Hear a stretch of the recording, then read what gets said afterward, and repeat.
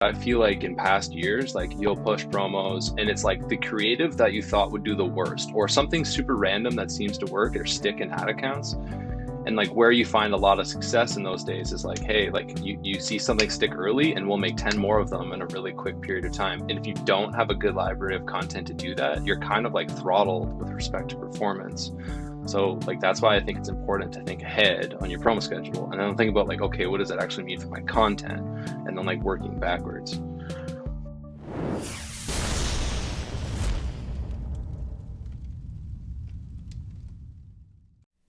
This podcast is sponsored by Klaviyo, the email and text marketing platform that puts D2C brands in control. If you're the leader of a D2C brand, you need a platform that hustles as hard as you do. Klaviyo unlocks the power of your e-commerce data so you can personalize and automate messages that keep customers coming back.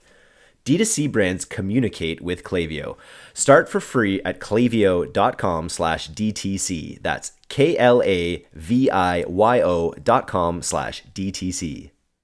Hello and welcome. It's all killer, no filler. I'm Eric Dick from DTC Newsletter and Podcast, and I am with the crack creative team at Pilothouse today to discuss Q4 content planning, which includes Black Friday, Cyber Monday, all the holidays, and we are excited to dive into it. We've got a bit of a hard time limit today, so let's just jump right into it. A lot of people think about Black Friday and Cyber Monday, really focused on that as the pinnacle of the sort of holiday season. But really, Q4 encompasses a huge amount of sort of different opportunities to engage your customers. So when we think about Q4 content planning, can we just like lay out the slate of all the different sort of opportunities that we're thinking about? Black Friday, Christmas, New Year's. Is New Year's included? I guess well, not. Let's start. Let's start in November. Does anyone send Thanksgiving campaigns? I remember notoriously back when I was doing affiliate marketing back in the day, Thanksgiving was sort of a notoriously sort of bad time for purchases and things like that. Is that something we're still seeing? I think like in terms of content, like use anything as inspiration to make like interesting content. You could definitely make UGC content about like eating too much on Thanksgiving, and that's why you need to focus on like health and wellness offers but in terms of like promos, probably less, but like take any opportunity to have an awesome promo too. Cool. I'm curious to see how it happens this year because like it was madness last year with COVID and it felt like more so last year than ever you were seeing Black Friday or like early promos pop up like a month in advance. It felt so early. So I'm curious to see how that happens this year. But like in my experience, Thanksgiving was never something that we would lean into. It would just be like early Black Friday deals. It's going to depend a little. Potentially depend on the brand. Yeah, I was going to say that as well. It's going to depend on the product and the brand and what it is you're actually offering, right? Like you might have a brand that appeals to people, less so during the Black Friday kind of Christmas rush, maybe a little bit earlier, maybe around that Thanksgiving. People seeing their families again for the first time, potentially a long time this year as well. So things like gifting and whatnot might be more prominent earlier in the year. I think those smaller holidays over Q4 as a whole are kind of important to focus on. Obviously Black Friday, Christmas are huge, but I know we're talking about November, but like even Halloween last year, I saw Halloween being like a big performing event for a lot of different brands last year, during that kind of ramp up to the bigger like Black Fridays and whatnot. Sentimental, I think, will be like a big theme this year. Like Evan said, no one's seen their family. There has been no traveling. Like I think gifting, sentimental themes of your content will be really important. I think people are going to take advantage of that. Interesting. And the whole fall is just such an evocative season. That's why, pumpkin spice lattes are such a big hit. I remember, but again, I'll bring up my affiliate marketing days. We used to just animate like falling leaves over some of our big winners and our winning ads. And that would have a profound impact. Just, people are noticing the leaves are starting to change. You can kind of make that catch their eye in the ad landscape. Is that something we've tested? We should. Yeah. Pumpkin spice everything. Nice. All right. Well, let's jump into this gifting idea a little bit, because this is something that I've heard from a lot from podcast guests, essentially, where people realize that the people buying their gifts are buying their products are not often or are sometimes not the target consumer they had in mind, and are in fact people buying gifts for other people. How do we actually take advantage of that in our creative? Yeah, that's something I'm getting the content creator and UGC clients to focus on right now, is that the people buying in Q4 might not actually be the target demo who uses your products. Menswear is the perfect example for that. So we're shifting with our clients to be getting, more women to be making content for us, talking about who they're buying for, instead of like just men talking about the clothes they're wearing. Interesting. Is that something that we can come across in other ads? So we've got UGC. That's an obvious win. I bought my partner these things and I love them, kind of thing. Does that echo across other ad formats as well?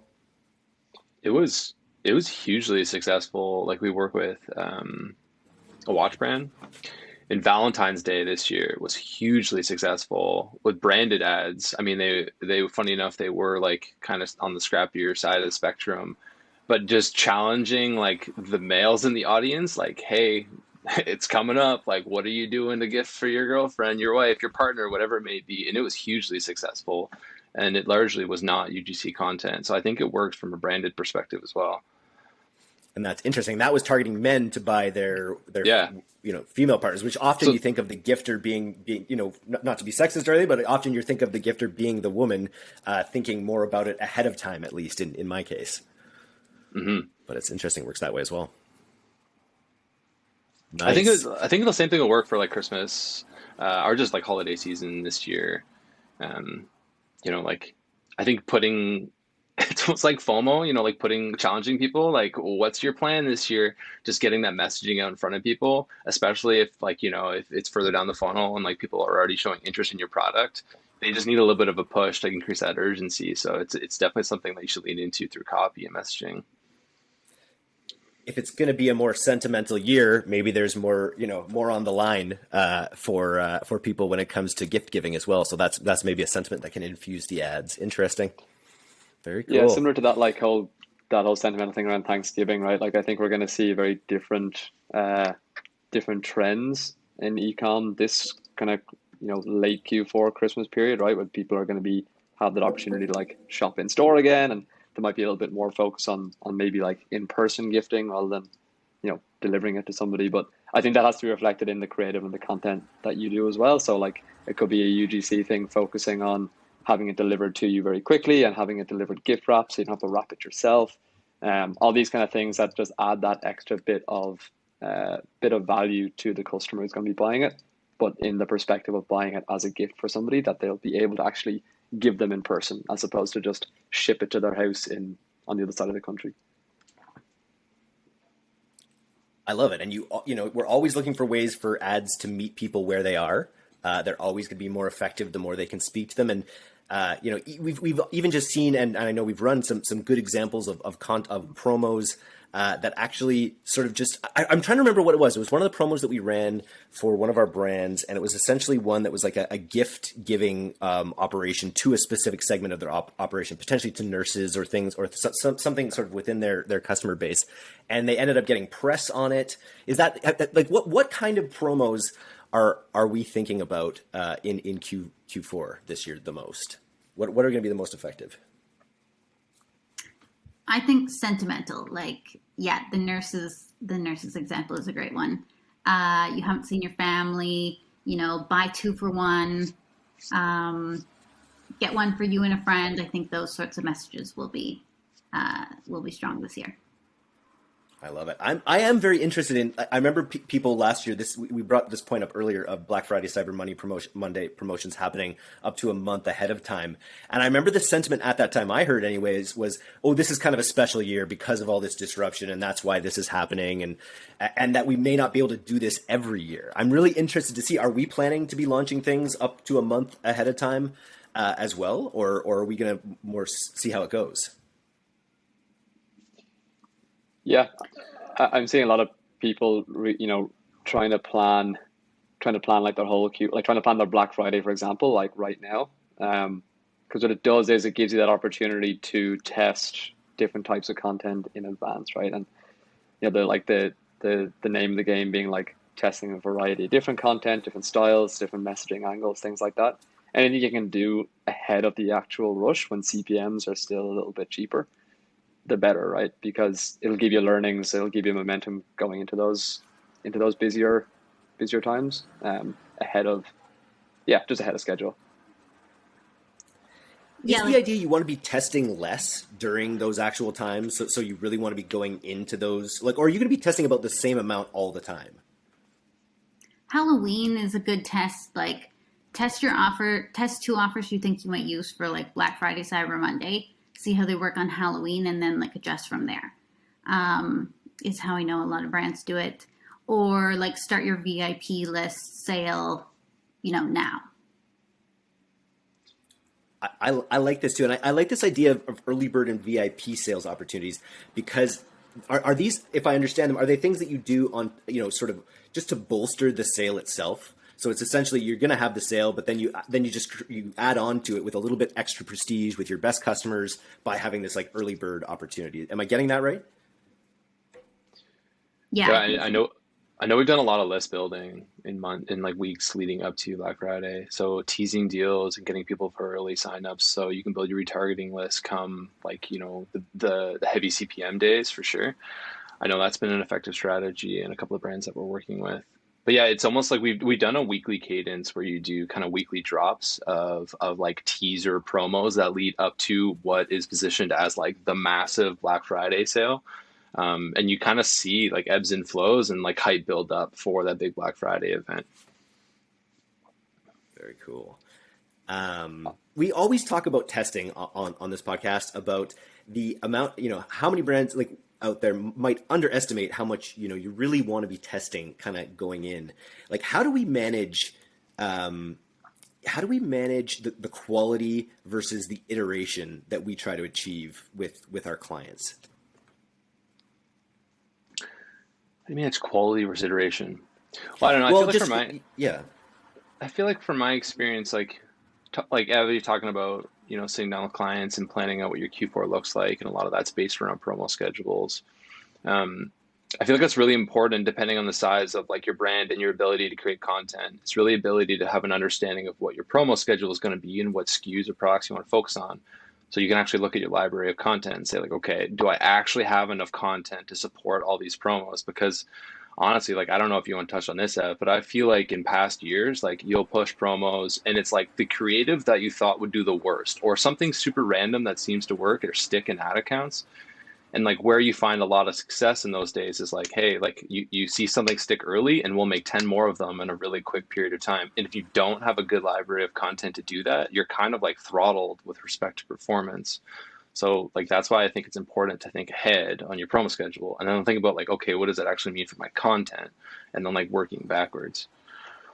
Yeah, like that's interesting. I wanted to ask, yeah, go ahead. I was going to say to that, like going back to the point of variety and diversity in the creative and the content you're using, whether it's like images, videos, UGC, whether it's like polished product photos, user, like a use case videos, how-to videos, things like that. Like, if you have the resources to do as much as you can across the board and have that kind of variety and distribution across your creative assets, that for me would be like the most important thing kind of heading into this period, because you can start getting those learnings now and then you can start capitalizing on those kind of early wins, whether it's UGC, whether it's like explainer videos, animated videos, whatever it is. So when the time comes, you can just start scaling those up as opposed to the Thursday night before Black Friday being like, oh, I wonder what ads I'm going to run tomorrow. You know what I mean? Don't do that. No. Also with like iterations specifically for either like, stuff you do with models, stuff you do with UGC or influencers, if you hit a winner, like you don't want it to be too promo specific or specifically Q4 focused. So I encourage clients to sort of think about, make everything so that it could be also used as an evergreen offer later. You want to be able to, if something really hits with your audience, you want to be able to like make a couple tweaks and keep running it into Q1. Need high-quality, fully licensed UGC? With Mini Social, you can produce beautiful, authentic, and fully licensed user-generated content featuring your products with micro-influencer creators. D2C brands like Native, Olipop, Hydrant, and others love working with Mini Social as a way to populate their organic social acquisition channels, website, and beyond, while also competing dollar for dollar with traditional influencer activations on Instagram and TikTok. Get started on a campaign at minisocial.com today. I love it. Do you find that you can reuse creative? Like, this is something, it's very interesting the way you can you can run creative for a long period of time and it'll just crush. And then, another creative will start, this one will work worse. This one will start working better, and so on. And then even when you try to revisit the ones that had worked well in the past, they're usually sort of burnt. Is that something that we find as well? Or are we able to recycle creatives from the past into campaigns again and again? Not necessarily, promo specific or holiday specific. I don't know how long ago this was, but we had an exchange in Slack, and there was a few examples of different advertisers who, like, whether it was intentional, a glitch, I don't know, but they had previous sales content up in their ad accounts. And everyone was like, I swear this would work. If you had like a Black Friday or Valentine, like whatever promo running months later, it would just tell me that wouldn't stop your scroll pattern.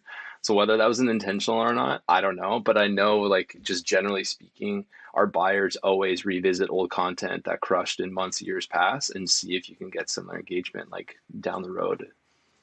That's interesting. It's not, and that's the benefit of having a bigger cachet that you build up ahead of time that you're testing, more to dip into to test from the past when you may not have any on hand. With like TikTok creators, content creators, I think those trends burn out quickly. So if you're sort of focused on that more like entertainment style, I think you got to like keep iterating, keep jumping on the newest trends of videos and just like keep pumping out more, because I think those will get stale after a while. Nice. Yeah, I just when it comes to communicating with, so let's talk about TikTok specifically. Communicating with influencers on TikTok, when you know that you want to be more sentimental, is it literally you're just making your points more sentimental, that you're sending them their bullet points? We want you to emphasize gifting. We want you to emphasize seeing family and friends again, or something like that. Like, how do you actually get these instructions of the way you want your campaigns to be to the influencers?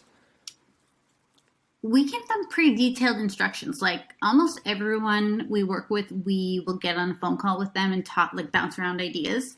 But we have a pretty defined, we want to make we want to make 2 videos that are like sentimental. We want to make a couple of humorous ones. We need a couple of explainer videos. We need a couple like different ones. So we sort of have the ads in our mind already when we're like reaching out to these content creators. And then we work with people that we know can sort of deliver it and make it seem authentic and make it seem fun and not like scripted is the real goal. But there's so many super talented creators out there that come to us with ideas and we're like, well, we never thought of that before. So yeah, it's always a collaboration, but I would say like go into it. Don't leave it all in their hands, because a lot of times content creators are thinking about this in a way that's like what will be fun to be on my feed, but they're not necessarily thinking like what will make a good ad. So that's where we that's where we add the coaching aspects. Nice. So for the brands out there that maybe have overused, like overused promos, maybe they've, or sales, or they're maybe they haven't done the best job with that. How do you make sure that your holiday offers, or that your Black Friday, your Cyber Monday offers actually stand out, and are really, noticeable versus your regular promos that you might have? I think the content just has to be like your most exciting content. Like test out weird things. Like this is the time to do anything that's going to be eye-catching, because there's just going to be so many more eyeballs, and there's going to be so much more budget being poured into creating content. So don't be afraid to get weird. Yeah. I also think, like, you definitely need to think about, like, is this promo a good promo? It sounds so stupid, but it's so true, because I know in the past we've run promos not just around Black Friday, but with other clients. And you're like, shit, this was not nearly as successful as we wanted it to be. But then you kind of ask yourself the question, like, if I was on the receiving end, like, would this excite me enough to actually push the shop or buy now button? I don't know. Maybe not. But yeah, if I would, like, you got to ask yourself, how do I incentivize people to purchase this product in a meaningful way that you yourself would be interested in potentially. Yeah, and I don't think content is always the most important thing. I think a promotion that makes sense to your audience is the most important thing, and then figuring out how to communicate to the people who are going to buy your product is like your second priority. It should be your second priority, in my opinion. It's not the use case for every single product, but that's the way I think about it, anyways. Nice. Samantha, what do you think? I know you're heading up the Pilothouse Studios rather. And I'm just curious, what's on your mind these days when it comes to the higher end content that we produce at Pilothouse? The higher end content. Can you elaborate? Yeah. Well, I just mean not the stuff that we're shooting on our phones, because or the stuff that gets shot on phones because, UGC content, I mean. So specifically, the content that's shot in the studios. I see. If you're asking what my opinion is about the different types of content that can be shot, I see definite use cases for both types of content. There's scrappy sort of, UGC phone type content that works really well and produces great results.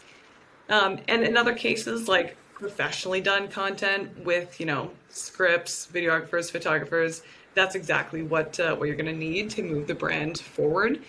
So it really depends on what your goals are, also what type of brand you have in the works, and where you're trying to go with your brand for the type of content you produce. Nice. And I imagine we advocate, a mix where you do want to show the different sides of your brand. You want to be able to show that super high-end professional version that's scripted or that's, shot on nice cameras. And then you have to be able to run the scrappy UGC stuff as well. And I think it's important that customers see both sides. Yeah, absolutely. Again, it really depends on your brand goals, but a mix is really like what we try to do with our teams. And also, like, Nice. the studio stuff is telling the story of the brand, like, from the brand's point of view. And then, like, UGC or influencer stuff is telling the story of, like, the customer side, I think is, like, how I define it. That's a great way to put it. Yeah, so I you think need it's both. yeah. I just think there's a spectrum, right? I think like diversity is going to be like the name of the game on especially Facebook and Instagram moving forward. I think TikTok and like content trends are bleeding in and like they have been for a while, but it just feels like the stuff that does well is like getting scrappier and scrappier and scrappier. And it's really cool seeing big brands like embrace that and start to think about how they can also do scrappier things. But there's always going to be a place for, good looking content, always. So like if Even you're if a it's brand cropped owner, in, even if it's fully cropped in on TikTok. well, maybe not for TikTok, but No, but I see that a lot. I Facebook- see brands running high-end creative, but literally just cropped in to be in that TikTok frame, which I find, which is interesting. It's a pattern interrupt in that environment. Yeah, and if you can just give view rates, like feeding into the algo, like more and more people are going to see that piece of content for sure. But yeah, I think like if you're thinking about content for Q4 or Black Friday and all these other promos, just like think about instead of investing. It depends on your budget, obviously, but like instead of investing in one ad set and one angle and one piece of content, try and think about how you can source as much as possible. Going back to the having as many options as you can when those promos roll around. I love it. So that you should be testing and having good testing hygiene for how you go about it. Mm-hmm. One thing I've seen a lot What of were you gonna say? recently is like a dependency on, not dependency, but really putting emphasis on going through like your ad comments, right? Like your reviews, whether it's like on Amazon or Facebook or your website, Shopify, whether it's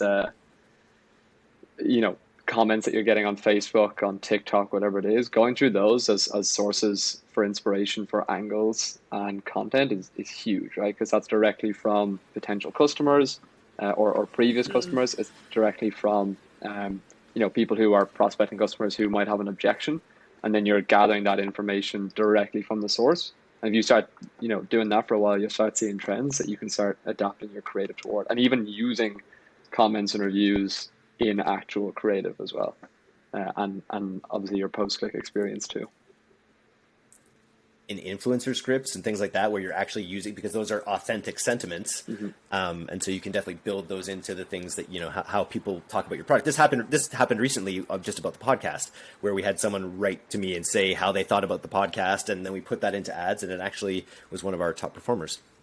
There you go. Yeah, that's an answer easy- the questions. Easy hack, like an exercise to go through if you want to source some of this stuff. Like, just open like a sheet and just like create 3 columns, like things my customers absolutely love, things my customers hate, and things that you know, the customers want to see more of. And just like go through all of your Amazon reviews, all of your site reviews, and just start filling in those cells. And like, I guarantee you'll pull out dozens of different ideas for ads and all of those things, or things that you can leverage UGC creators to talk about. Nice. Or to build promos around potentially as well. Yeah. Sounds like a great exercise. Let's leave it there. Sorry, go ahead. Yeah. I was going Finish to us say, off here. I've seen brands who are like really on top of their comment mod game, and they'll see like a negative comment, something saying someone like, oh, I really want to buy this, a little bit too expensive for me, whatever. And they'll literally make a like one-time promo code that's like that person's name or something like that, and then like a 10% off, and like reply to the comment. And like that kind of engagement, that's not just that one sale, like that is engagement that will inspire others potentially to overcome that. And will also, that's free content. Like you're literally getting free content from that.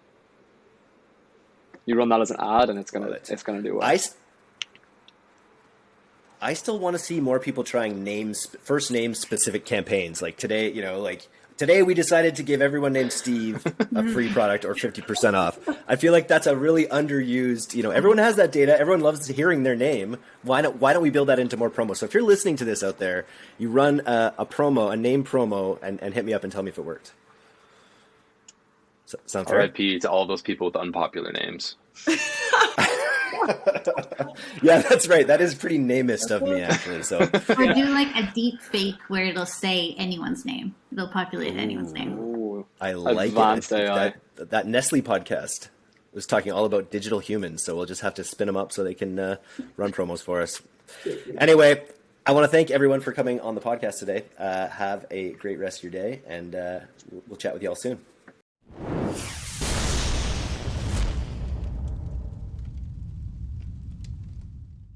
Thanks so much for listening to today's episode. If you're not a subscriber to our newsletter, you can do that right now at directtoconsumer.co.